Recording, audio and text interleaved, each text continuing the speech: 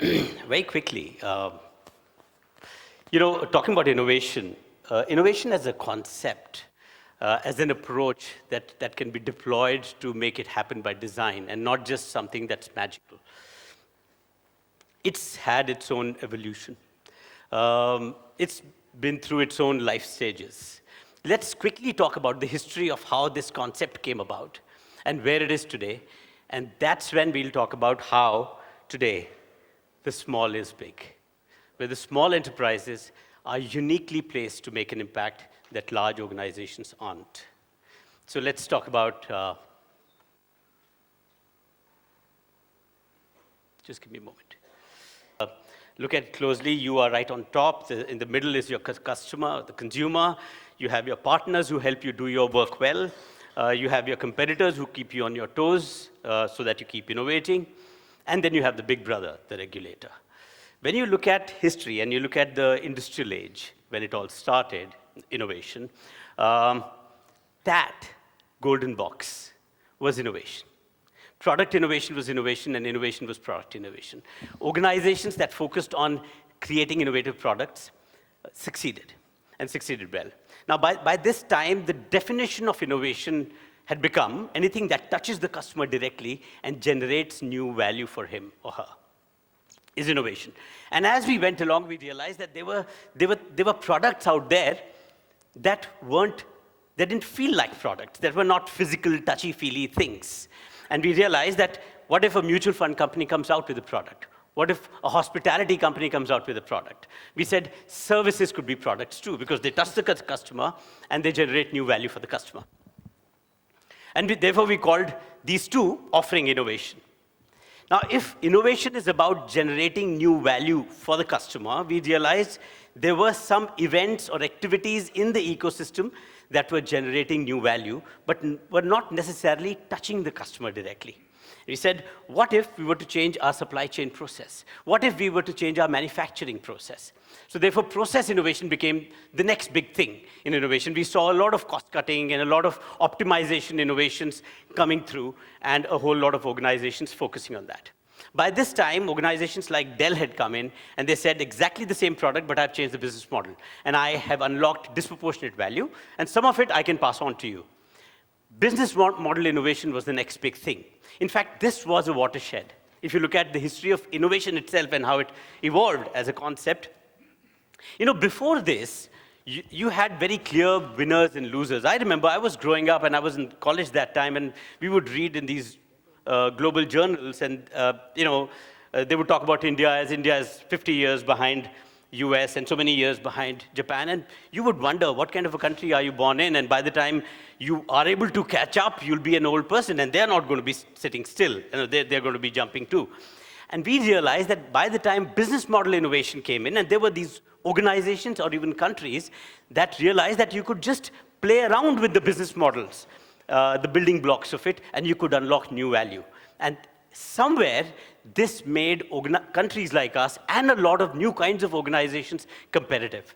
And therefore, it truly flattened the world. So this was a great moment for innovation as a concept. Look at what India did with IT.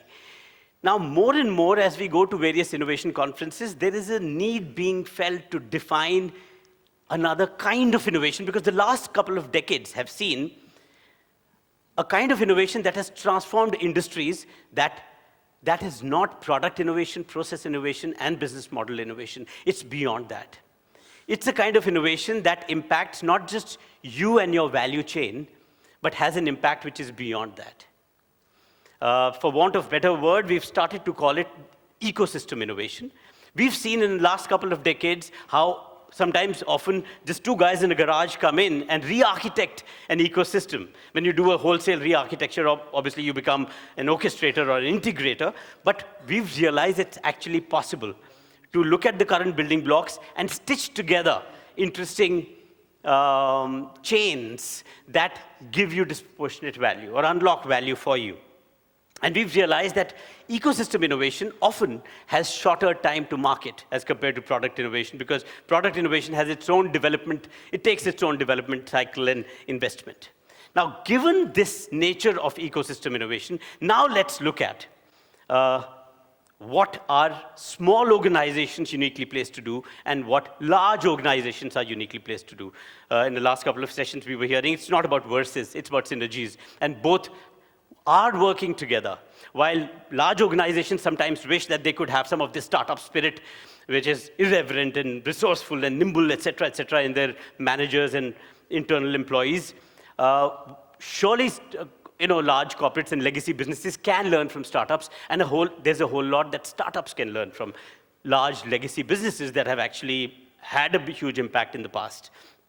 When it comes to discipline to scale, large organizations have shown a capability that often startups kind of flounder in. Now, ecosystem innovation, so let's look at businesses and how businesses have changed. I'll show you, you'll see two sides to this slide, this past and the future, and we'll talk about how business is changing, and therefore what kind of innovation is required today. What kind of businesses succeeded in the past, and what kind of big businesses will succeed in the future. More of less.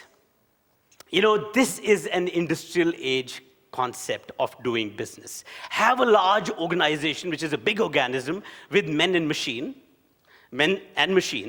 and surely machines working like machines and men working like machines. You needed these large organizations and organizations that were great at producing more of the same. So therefore, large businesses producing large quantities of same goods. That's what business used to be till a few years ago. Less of more and less of less is what we are seeing now. Large number of small businesses producing small quantities of many offerings, which is called long tail, and small quantities of the same offerings, niche.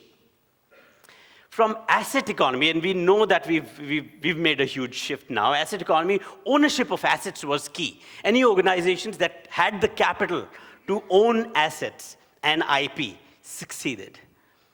To access economy. We've seen what Uber has done. We've seen what Airbnb has done.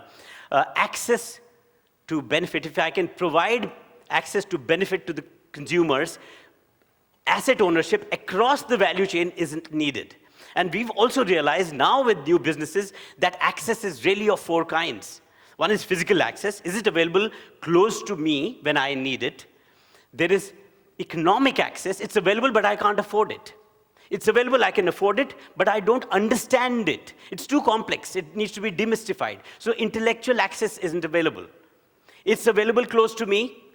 I can afford it. I know that I want it. I can understand the concept. But there are social barriers. So if I have to create seamless access, and that's what we've seen the last couple of decades, the kind of organizations that have come and disrupted industries, they are creating access at all four levels: physical access, economic access, intellectual access, and social access.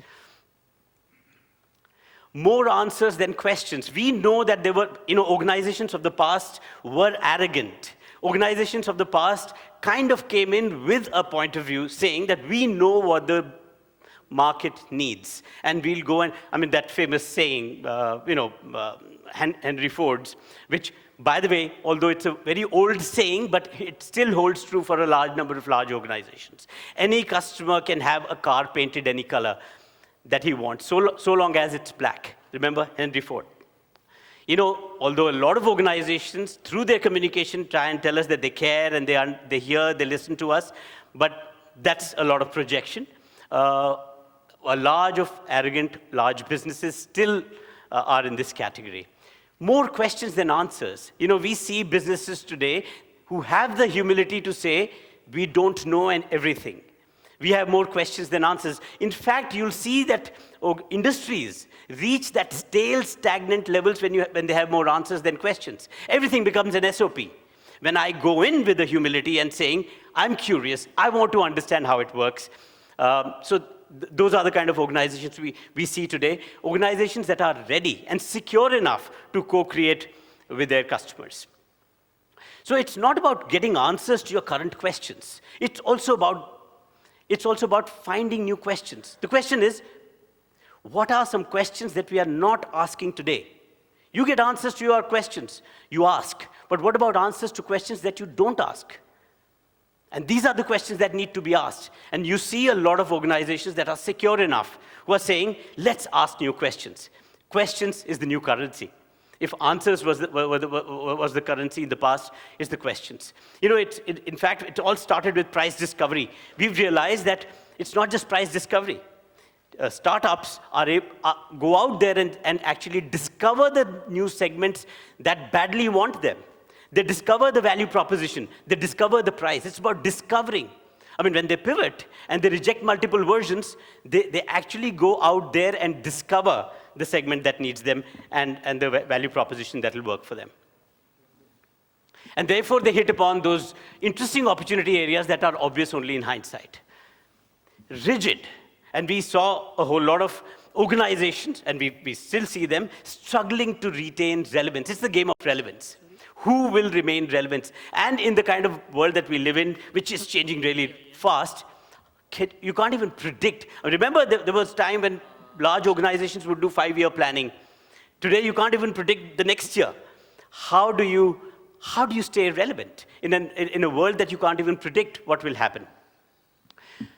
These organizations had too much to lose and too much to gain. And they were too scared to experiment. No experimentation means no innovation. Look at today, adaptive organizations, reinventing on the go to find new relevance. Little to lose, more to gain.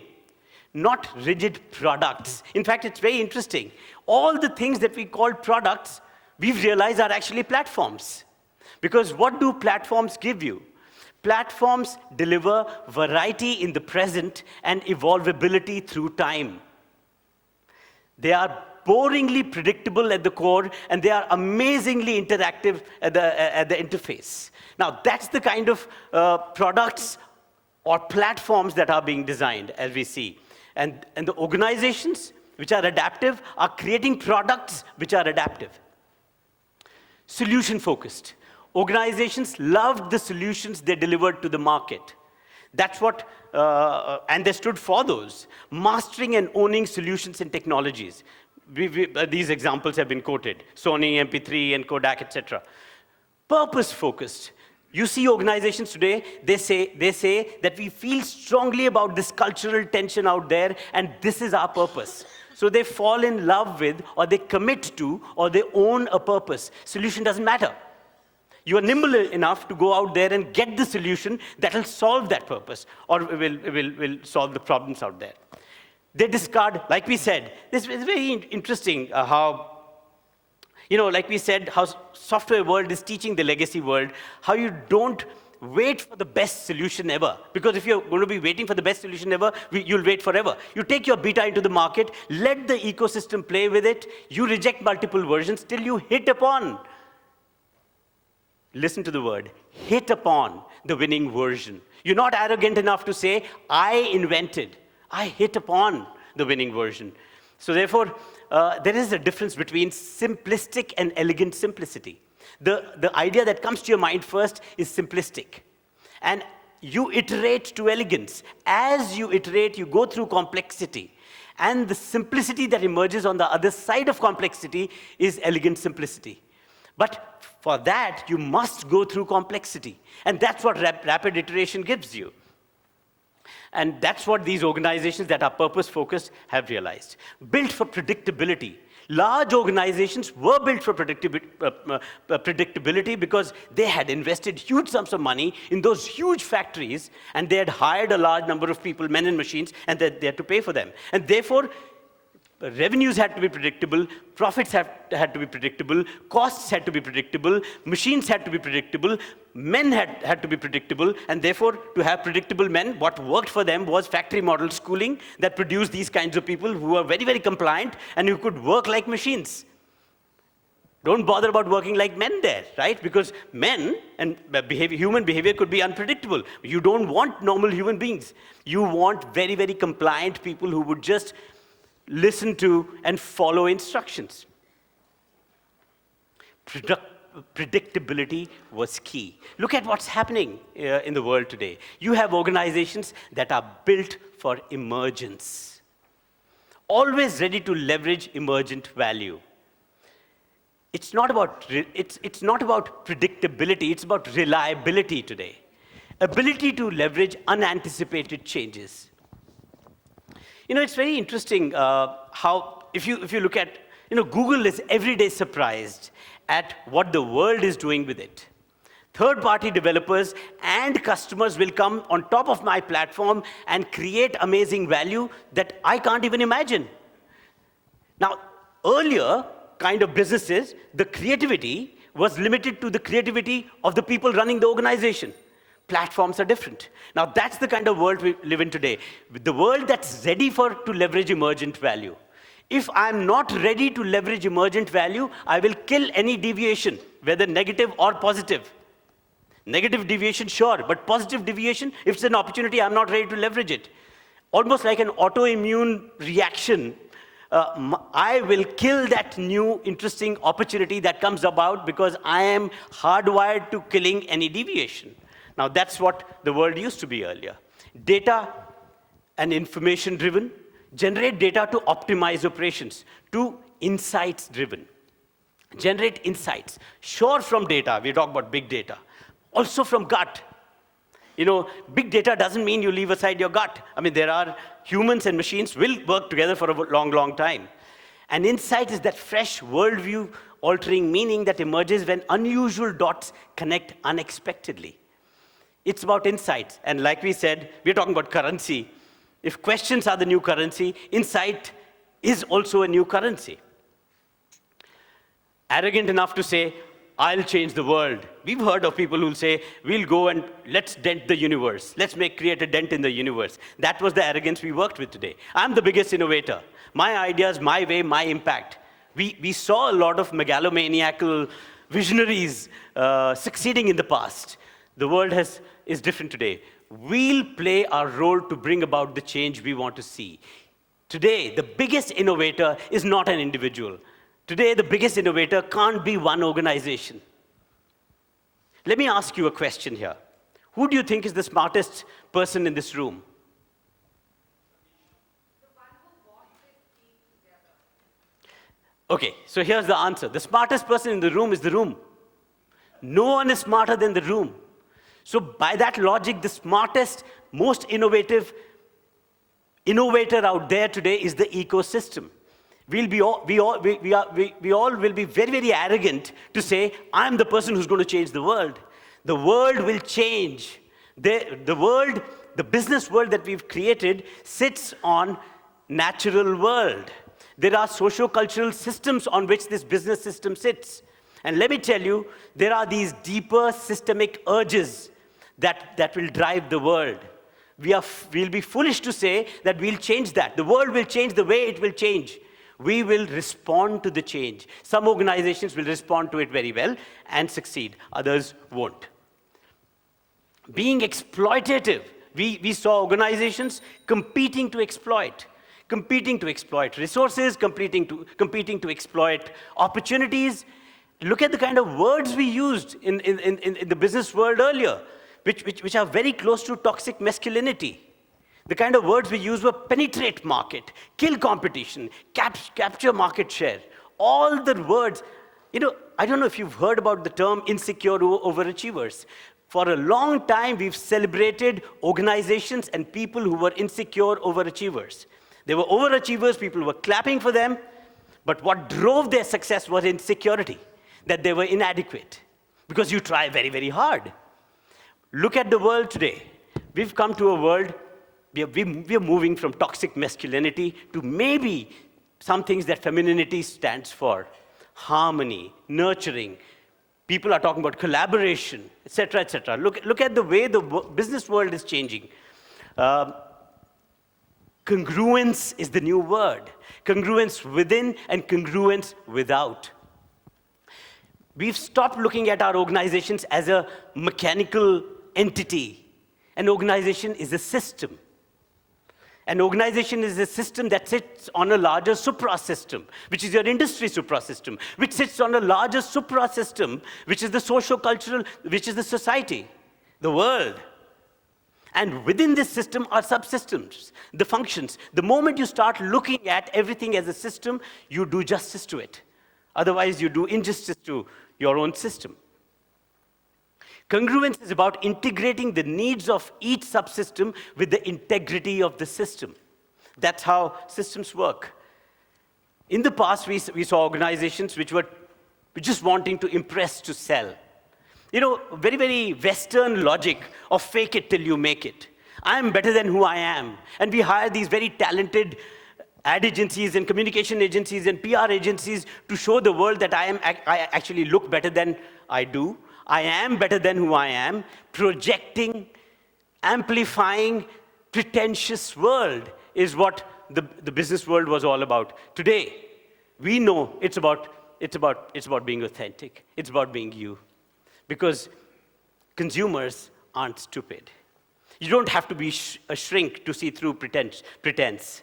Your 14-year-old can see through your pretense when you tell her that you topped the class all through and you didn't have any resources. So consumers are not sitting there. They're not okay with just what you have to offer. They want to know what you stand for. And non-consumers are not sitting silently either. They're forming opinion. And that opinion they share, they yell through social media. So you can't afford to be pretentious anymore.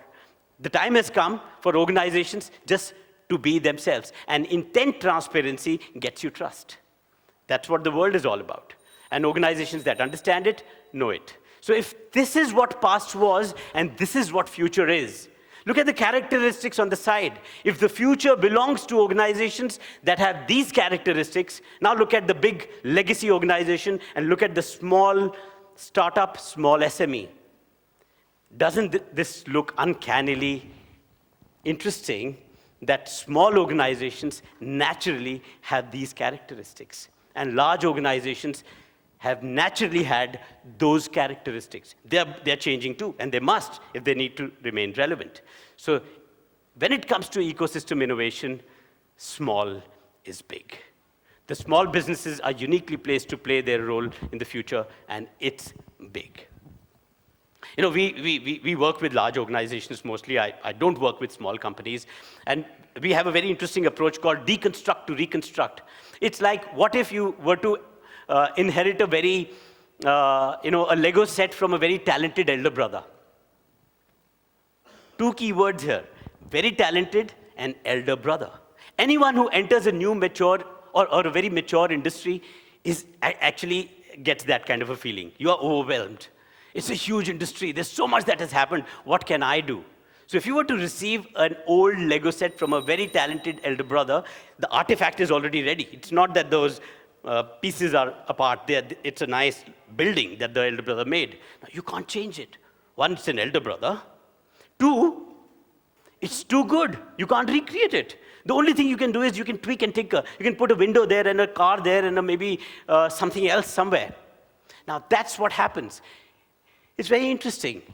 To understand where the industry has come today, it's good to go back from that. There's a term in forensics called ratiocination. You go back from the manifestation and understand what are the tracks of thinking that might have led to this manifestation.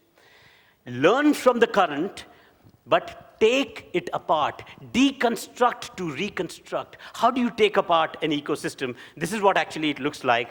That's an example of an ecosystem. You see the supply side, you see the demand side, and you see the access in between. When you take apart all the building blocks and you can see everything in front of you, it's easy to play around. And then you realize in hindsight, there are some amazing things that you can do doesn't matter whether you are an organization with huge capital or huge budgets, or you are two guys in a garage. You can tweak around, play around with these building blocks to unlock new value. Thank you. Bye-bye. Sure.